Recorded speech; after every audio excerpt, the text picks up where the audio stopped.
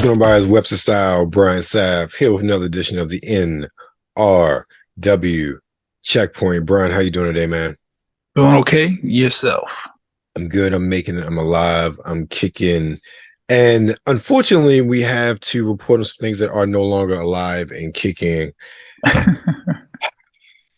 It's sad, but we've seen this coming for a couple years. E3 is officially dead. Right. Which sucks. It does. I don't know about you. E3 was like places I wanted to go to. Yes. That's exactly why it sucks. there was something about, and I'm sure you know that when you go to trade shows, when you go to conferences, conventions, virtual does not replace that at all. And the experience, the discovery, and one of the things, especially coming out of the pandemic, that is something that, at least in my professional life, many people are adding more value to based on some of the things that we do. And we are seeing more and more people come out because that value, you don't know how much you miss something until it's gone.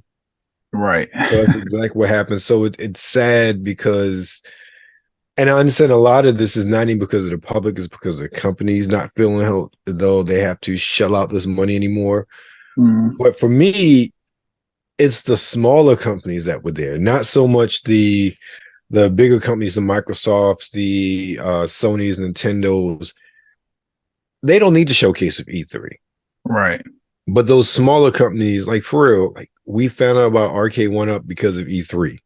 We found out about Evercade because of E3. We found out about so many of these smaller gaming, whether platforms, systems, what have you, because of E3. And there is something about having our favorite game correspondent, whomever, or CNET, or whomever, actually go there, see this, and people get excited over and waiting in lines to play it. And you can't recreate that by doing a digital showcase. No, you can't. And that's that was one of the more interesting things about the little letter that they left behind to let us know. They were saying that they are, hopeful for the future, and that, the companies could possibly put on their own, live showcases and partner with other brands to do showcases. And I don't know, something about that made me feel like E3 is not completely dead. Maybe at least this iteration of it, but I feel like possibly it could come back. Because if you think about it, E3 was not just video games, right? At least in the context of what we're doing or whatever, sure. But there was also electronics there and things. It was a good opportunity for up and coming tech companies, and even the big guys are like showcase what they had coming for the next year or two, whatever. And I don't think anybody could curate that better than the people who put on E3, because there's other conventions and they just don't reach the status that E3 has. So I don't know. I hope they're not completely giving up. The letter does seem pretty nail in the coffin, but the best example you really have is probably PAX. Yeah, you could say that. Yeah, and I know the gentleman who used to like work heavily with E3, he's the one that started the Summer Game Fest. Yeah, Jeff Keighley. So but again, even his is digital. I'm just talking about like live in person, and PAX automatically comes to mind as far as, but that's more to my understanding, outside of the Unplugged, which was just tabletop and stuff, but that's like indie stuff. It isn't this big grand showcase like in E3. So it'll be interesting to see what the future holds. I agree. For E3. I'm hoping that maybe they can come back in a smaller function. Me too. And because Microsoft still will do their showcase. Definitely, because Microsoft's more than games. Yeah. They have a reason to be at E3 on like pretty much all levels. So I could definitely see that. There is nothing like watching any game company reveal something you didn't know, and you hear the audience gasp or you hear the cheer. Like, as a gamer, like that excitement, like for instance, I remember a couple years back when Microsoft announced that PSO2 was coming for the Xbox. I was right in his room. I'm sitting on the bed across from me. I started yelling and cursing with excitement. And my spouse was like, "What's wrong?" It's like she thought something was wrong. And I said, "No, they just announced PSO2 for Xbox." She's like, "Oh." Like, they have a whole crowd, and I think they had a crowd that year too, and everybody was shocked. Like that was just like that was beautiful. That was really beautiful to see something like that. And the digital coach showcases don't replicate that. And they don't. Even though we're watching, that was such a large part of the community. That was also a good way of a company to gauge whether or not what they're doing is right. Yes, definitely. And on top of that, that was a prime like networking event. Like you get to, and that was one of the reasons I wanted to go to E3 because I'm like, you get to rub shoulders with so many people, actually get to talk to some of these devs, these developers, exactly. So you get so mad at that they're not putting out a quote unquote finished game or whatever. Like that was your opportunity. The panel discussions that they used to have and everything like that. Like E3 was really special. Yeah, exactly. I hope something for, I mean, because I don't know. I don't think anything ever like duplicate E3 as far as games is concerned. I do hope something, can come along that can not necessarily replace it, but maybe be a successor to it. The Games Fest thing, whatever, there was like a in-person component, but it was really, really limited. So I would hope that at some point, since they were able to sell out, because I remember I talked to you about I was trying to go, but the tickets kind of like sold out before I got a chance to make my plans. But hopefully we get something, man. I don't think the gaming industry will have the reach that it needs to when it comes to the consumer if we don't have a place to like congregate and experience this stuff in person together. Because you're right, that's a large part of the community, and it's a fun thing about like being a gamer, like going to a festival or a convention that's specifically catered to you and your likes. So I don't know. Hopefully something comes. But yeah, sad to see E3 officially announced their retirement, I guess. Put the jersey up in the rafters. So I E3 that is like I've never wanted to go to something so much. Right. Right. And never like that's crazy. Because I really wanted to go. And I feel like once the pandemic hit, like they really, really like it was already struggling a little bit before then. But that pandemic was like, nah, let's go ahead and shift courses. Hopefully, though, we get something different. Yeah, I hope so. You talk about that networking piece, and I know just hearing the stories from over the years how networking really got people a lot of publishing deals by going to E3 and showing off their games and publishers getting excited. Of course, that was when very much was heavy in physical media. I don't know if now you need that much as far as publishing, but still that networking piece, and that's any conference, it's vital. It can be really vital to your career, and not having that a large arena like that anymore could be very detrimental to the industry. Yeah, I agree. But I'm being optimistic because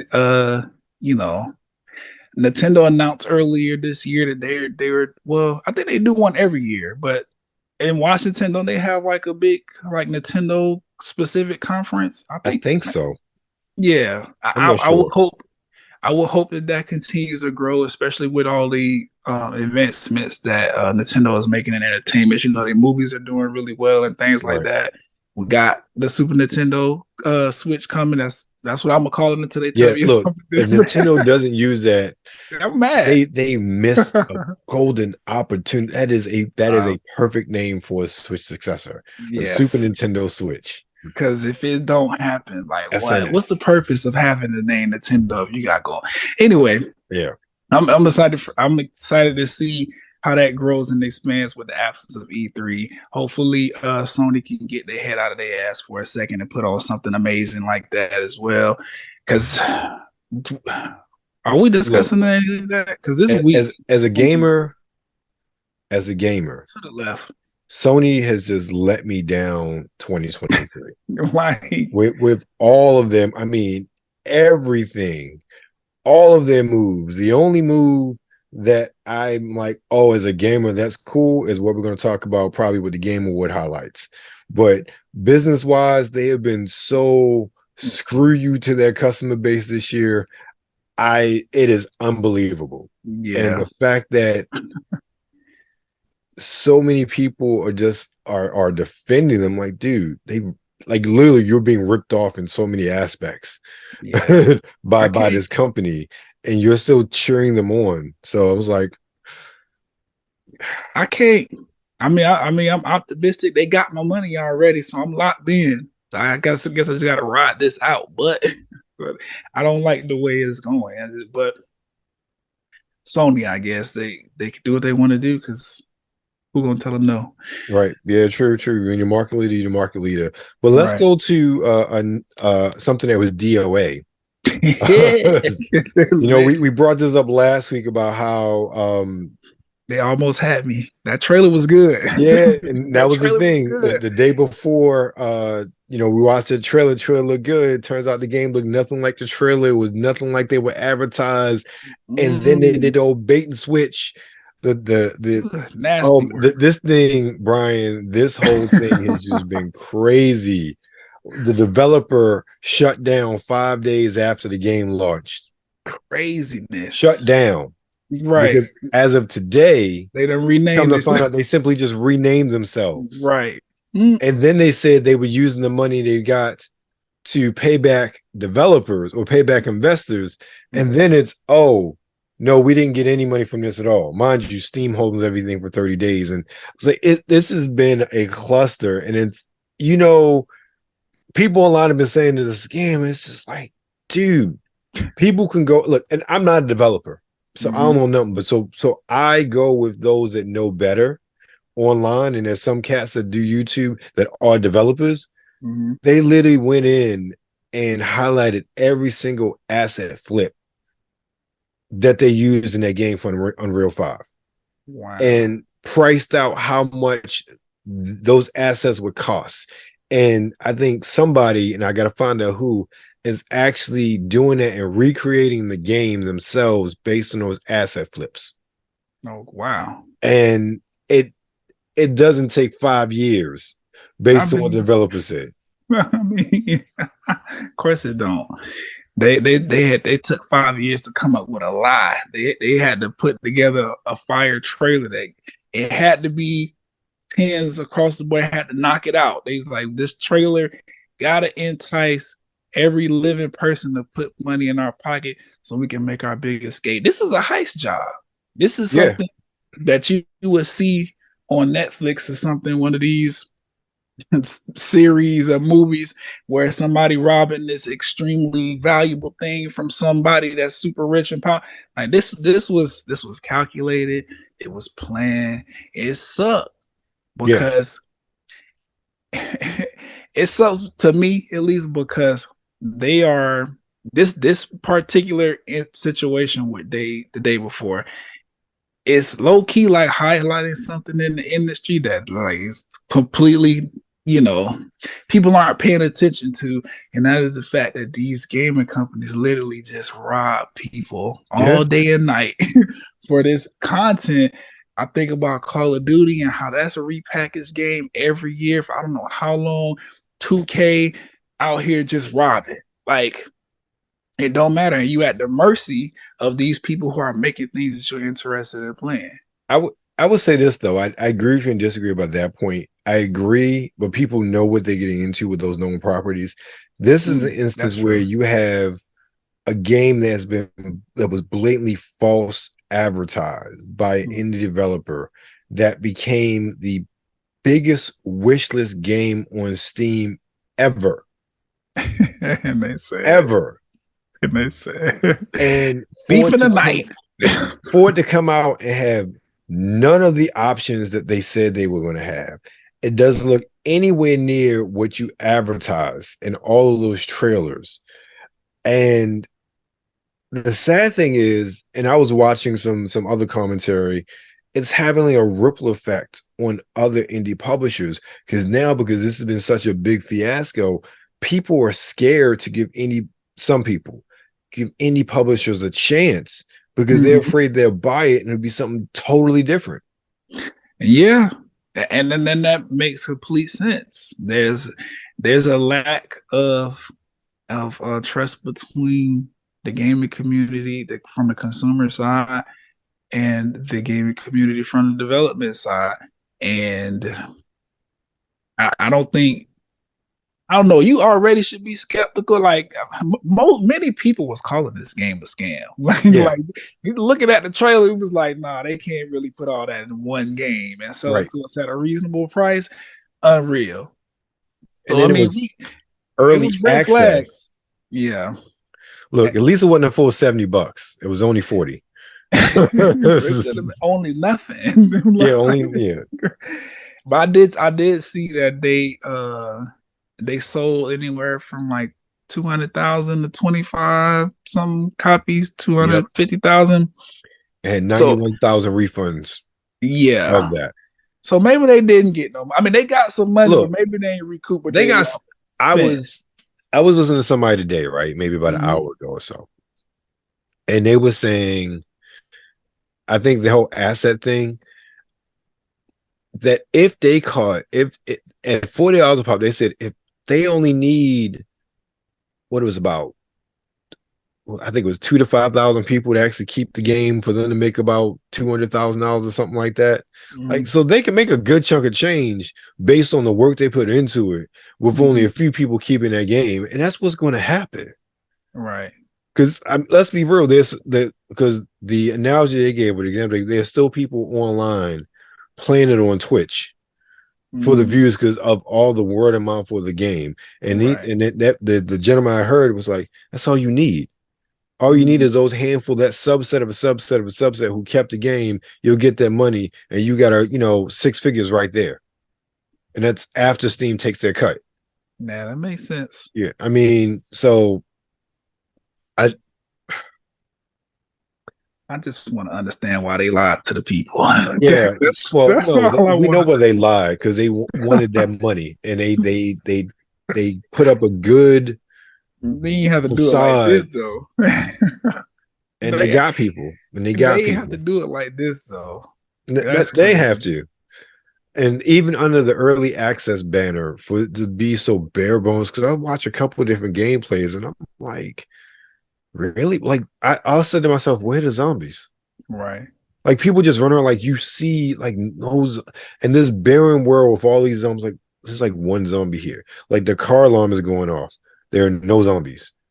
Like, the house alarm is going off. Like, where are these zombies? Like, aren't they? It was the early access. It was frustrating to watch, and then for all these people, like, where are all these people?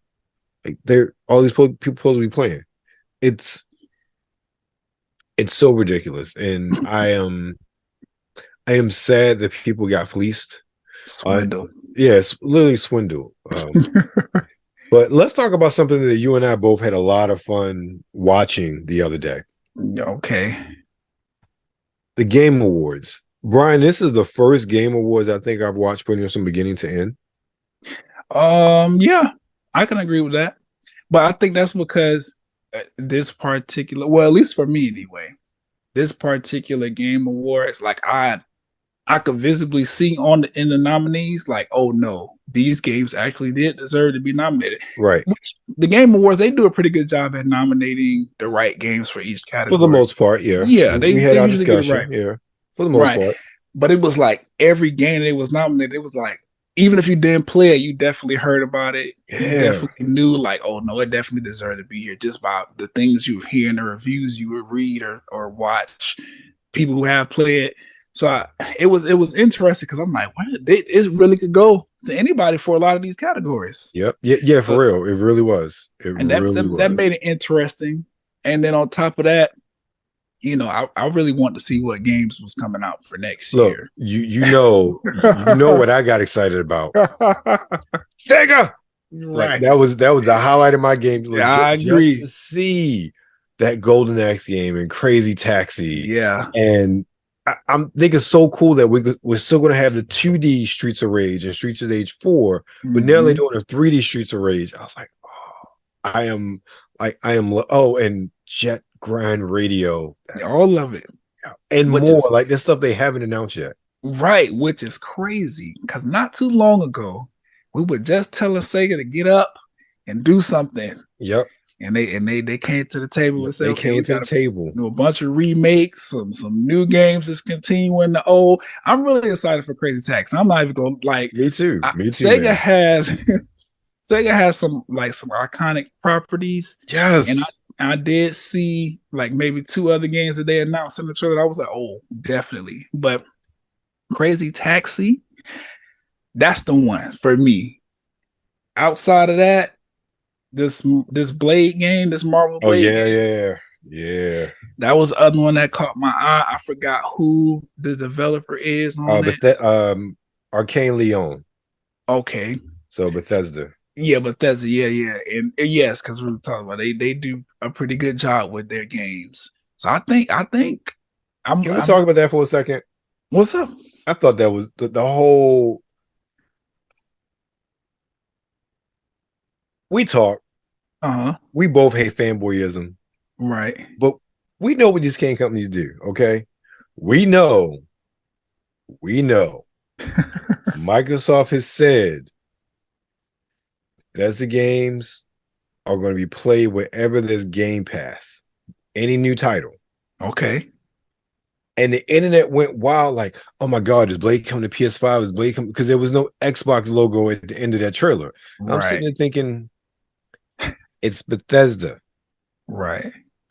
And the conspiracy theories, and it was, and again, I'm not like Xbox, yeah, it's Xbox. Like, no, but it's the like the meme where like they're thinking you see all like the different map symbols and whatnot. Like that's what it was like. They trying to like, well, this didn't say this and this, and maybe Marvel's making. I'm thinking, really? Or even, they were. I feel like sometimes they do this for show, where they get online and they're like complaining like Xbox don't deserve to have a Marvel game. All the Marvel games. I'm like, are y'all grown men? No, it's not. It ain't that serious. Children. It's a video game, right? Really? And if you want to go the Marvel route, ease your mind and just think about the business behind it. I'm quite sure Marvel is not going to let Blade be an exclusive title to Xbox. Maybe for like the first year, maybe they work a deal out. Now, first year or two, it's only on Xbox.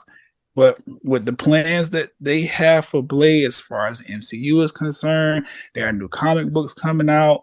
The other Marvel games that are coming to just gaming in general that are supposed to be like tie-ins. Like, I don't think Blade is just gonna only be Xbox exclusive. If it is, okay, it's a game. That's fine. It can simply buy an Xbox and play. I disagree with you there simply because of Spider-Man.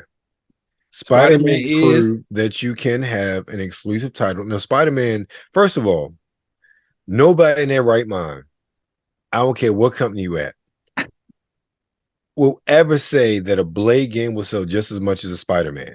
That ain't happening. Not happening. So, but the fact that Spider-Man can be exclusive to one platform shows that a video game, a Marvel game, can be exclusive. That's why I say no. I mean, and Disney's already come out and say it is exclusive to Marvel. I mean, to Xbox and whatnot. They've already said that. But the fact that it's not just Xbox, it's Xbox and PC. Right. And game. This is the thing about Xbox. Mm-hmm. Game Pass is, I'm not talking to you. Game Pass is essentially another console. It's not. It's a live service. But what I'm saying is, it's another way of gamers being able to play. Mm-hmm. And with that, you don't have to buy a console whatsoever. Right.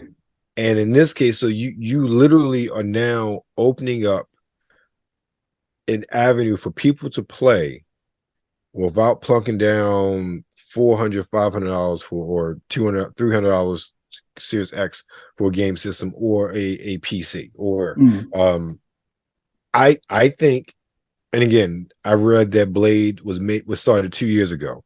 So we're talking about a 5-year development cycle for these games. So we'll be seeing Blade in what, maybe 2026, 2027. So we're going to be seeing this toward the tail end of the console cycle. In theory. Yeah. In theory. So with that, a lot's going to change by then. True. As far as Game Pass availability, a lot more smart TVs are going to have Game Pass. I mean, Samsung's doing it. Samsung has like a whole gaming hub now where, I mean, Samsung ain't stupid. They're like, hey, you can play your Xbox Game Pass games here. You can play your Amazon Luna. And they are building in access to all these cloud streaming services. And as we go on 3 or 4 years from now, that's going to be more and more available to more people to be able to get in and play games. I don't think that's going to replace consoles anytime soon. No, but just the sheer access of that is going to bring even more people to something like a Blade. And I think that is something that companies like Marvel will really look at when it comes to partnering with Xbox. I think that's one of the reasons why Kojima did it as well, outside of the dump truck full of money they backed up to a studio. I think the ability to leverage, and he said himself, the cloud stuff, to really do something different. And the fact that in this case with Game Pass, it lives on Game Pass. That offers something unique that right now Sony doesn't have. Sony can't leverage. And even if they do, because they've already started Cloud Play, it's Cloud Play, but on your PS5. So you can't Cloud Play on your tablet, right? Or your phone. Oh, is that correct? Well, no, because people use their phone. Well, that's share play. Yeah, that's remote play. I'm talking about cloud remote play. I mean, yeah, because I know they have a Cloud Play. I don't think it's part of the highest tier. The ultimate? Yeah, I think so. I'm not sure. I know they're rolling out if it's not there yet. Because I don't use it.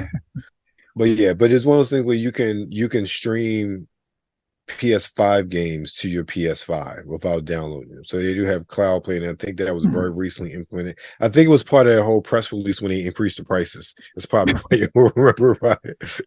Look, I'm about to give it back. Right. So, but I know they did, and again, they may expand what they do in the next couple of years. It's very possible, very plausible. But when they do, they're going to be behind everybody else, even Amazon. Yeah. And hopefully, I don't know. You know what? Whatever PlayStation got going on, Sony and all that, I'm gonna give it to God. Let him decide what's because I'm confused by so many decisions. Yes. And I don't feel like I should be because they want me to buy things, right?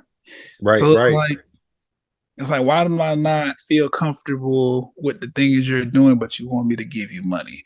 I don't know. Right. Hopefully Sony catch up. We'll figure it out. Yeah, they'll figure it out. We got a couple years, but let's get into the game releases. There are a lot, but they're little. Meaning that a lot of games that came out this week have come out before. And they're just coming out for other systems, like that SpongeBob game is coming out for like PS5 and whatnot. A couple of games are making it on Xbox and PlayStation 4. So we ain't talking about those, we talked about them before. First up, let's talk about Hammerwatch 2 on the Switch and PC. S5. It is coming to Xbox and PS4, but next year. It's an action game from Modus Games. Gather your heroes and journey beyond the dungeons of Castle Hammerwatch to explore a pixelated world like never before. Aid King Roland's resistance while helping villagers along the way, battle beasts, finish off hordes of the undead, and face the forces of evil. And we are not watching the trailer for that one, but it's pixelated, battling hordes of things goodness. You know, you pretty much get a general idea of that. Yeah, Roblox. Well, no, more dungeons. It reminded me more of Vampire Survivor. Okay. Sort of deal. Interesting. Yeah. Next up, we have Grandblue Fantasy versus Rising. I feel like we covered this before, but apparently we didn't. Grandblue, I feel like we have as well. I guess it's not. Okay, you finish because I don't. Yeah, it sounds familiar. Fighting game from Cygames. Arc System Works is a developer and Cygames as a publisher. Rise to the challenge in Grandblue Fantasy versus Rising. This powered up revamped sequel to Grandblue versus something or other, VBVS. I don't know what that stands for, but I'm assuming Grandblue versus. Okay. It's more enjoyable and accessible than ever before. With simplified input options, even newcomers can engage in thrilling and strategic matches. So we are watching the trailer for that one. Okay. Next one is House Flipper 2 on the PC, simulation from Frozen District. Now I have to look this up because I feel like Flipper 2. No, let me tell you, all of these. I'm not sure. But there's like House Flipper 1, Power Washer, a couple other. I've seen the Power Washer game. I wonder, are these all the same company? Because they all end up on Game Pass. I haven't played any of them, but I was like, is this the same company? Because apparently they making money if people buy. I mean, the Power Washing game is one of the free PlayStation games this month. So I think they got to be doing something right. Yeah, got to be doing something right. But it doesn't matter if you're a makeover veteran or if you're only starting out. You'll feel at home in no time. House Flipper 2 introduces new mechanics and revamps the ones from the original game. The good old hammer, the trusty paint roller, the sturdy mop, all await your return.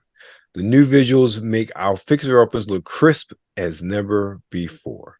So we are watching the trailer for that one. You know what? House Flipper 2, House Flipper in general, this game is for people who like to watch HGTV. Like, I need them to do a little, they should be advertising over there. Like, hey, if you like watching people flip houses, why don't you do it yourself in House Flipper 2? Right. And it's just something I thought about. And last this week, and we're also watching the trailer for this one, is a game called Palia. It's on the Switch. It's also dropping on PC next year. Looks like it got pushed back on PC. It's an MMO from Singularity 6 Corporation. Palia is a vibrant new world made just for you. Craft, cook, fish, and farm with friends as you live the life of your dreams and discover an enchanting adventure filled with colorful characters and a mystery to unravel. Okay. Sounds generic. I was about to say, I heard that before. Yeah, it sounds generic. All right, let's go into our first trailer of this week, Grandblue Fantasy versus Rising. Now, Grandblue, if I'm not mistaken, it's a pretty solid fighting game. Well, I don't know what these. Okay. I have played a Grandblue game before. Seeing this just brought it back.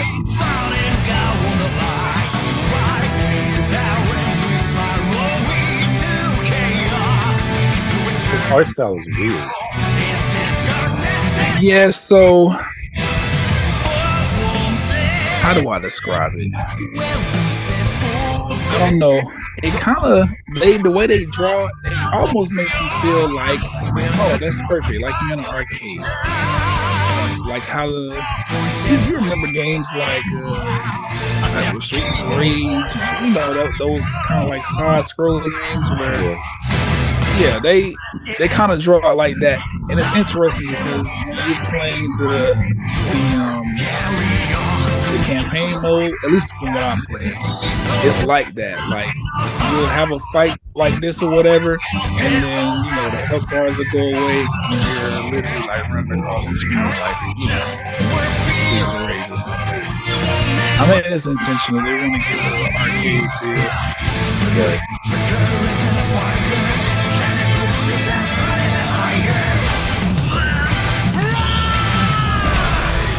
Okay. Grandblue Fantasy versus Rising. Yeah, sounds like you're in an arcade. Right.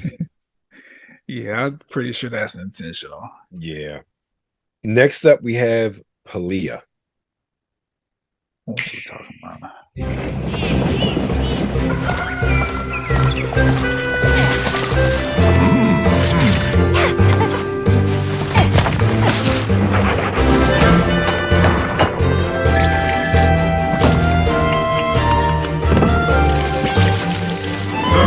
Why does it remind me of that Disney Starview Valley game? Because that's what it looks like. I'm literally sitting here thinking like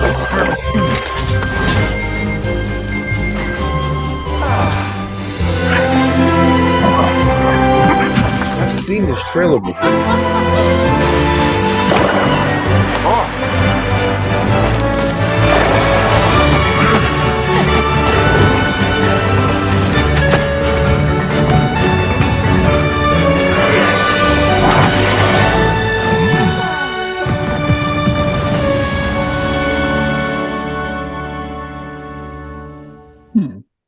Interesting.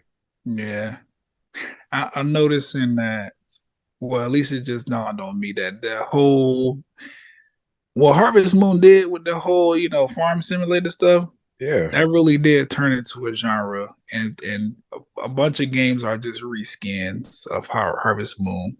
Not saying this one is in particular, but if it's Harvest Moony. Yeah, definitely is. All right, last but not least, let's go flip some houses. House of Tomatillos.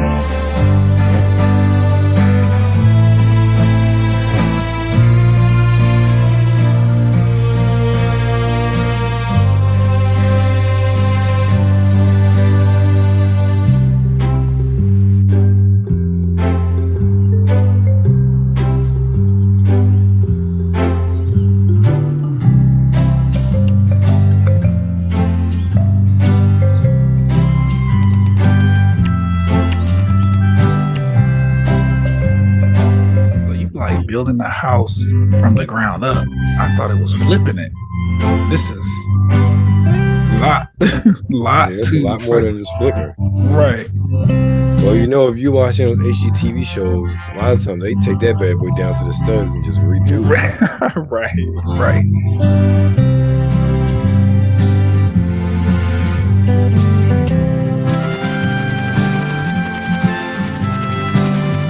That trash generator. Why would you generate trash? I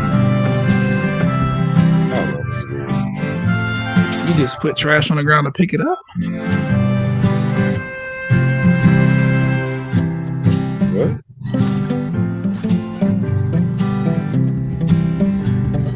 Okay. Strange. Very strange. It is filled with options. So yeah, that's okay. True. Very customizable.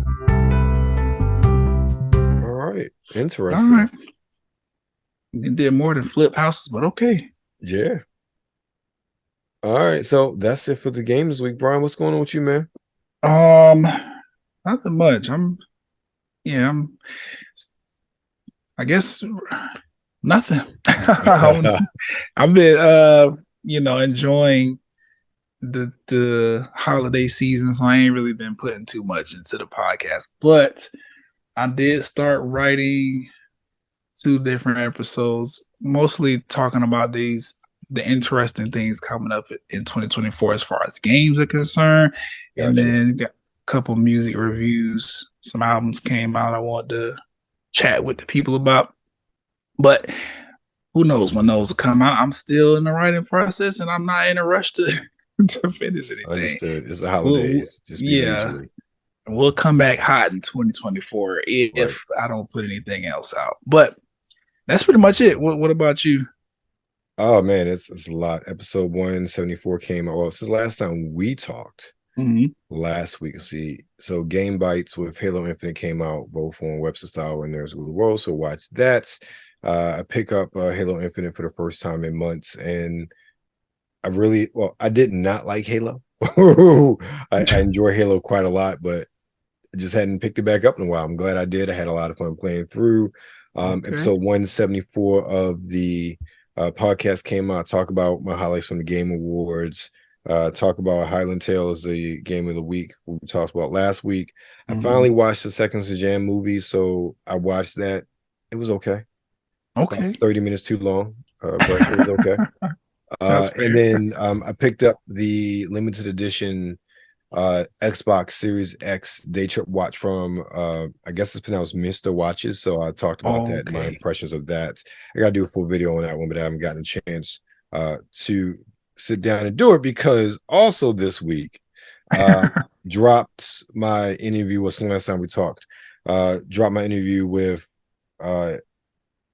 Space Between Comics. So that dropped last Friday. Talking about their books at Exotica. This week we have dropping today at the time of recording is my interview with Jenna Fox, and I forget how pretty she is. Like you look at her like you wouldn't like you really an adult. Like she's just pretty. She's just straight pretty. So that dropped today. Then my interview with Alfonso Lays, who I need to get a full interview with him because he's so multi-talented. That drops on Friday. And then at the time of this recording, I just did a full interview with Quincy Rowe, and hopefully it'll be up probably next week. I don't know. I might push that out Friday too. Who knows? That's what's going on at least from today until Friday, and there'll be a Game Bites by the end of the week, but I have no idea what I'm playing yet. That's okay. That's understandable. All right. Well, yeah, we got it straight. I got things queued up already up until next week. So we on all cylinders over here. I need to get like you. Just give me some time. Hey, look, it's a process, man. It's a process. But I know. Speaking of processes, you know we are. Nerds Rule the World, pumping out videos every single day. Stay tuned. Make sure you follow us on all the social medias. Instagram, New Release Wednesday, Twitter, the NRW. Of course, you're currently on YouTube. Don't miss a thing. Make sure you like. Make sure you share. And of course, make sure you subscribe.